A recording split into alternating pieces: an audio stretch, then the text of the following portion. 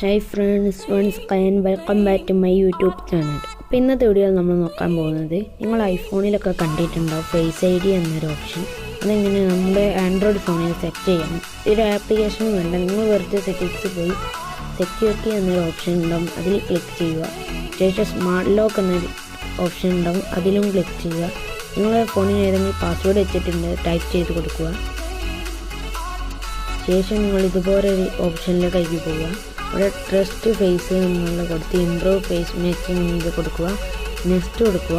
അപ്പോൾ നിങ്ങളുടെ ഫോണിൻ്റെ ക്യാമറ ഓണായി വരും. നിങ്ങൾ ആ റൗണ്ടിൽ ശരിക്കും നിങ്ങളുടെ തല വെക്കുക.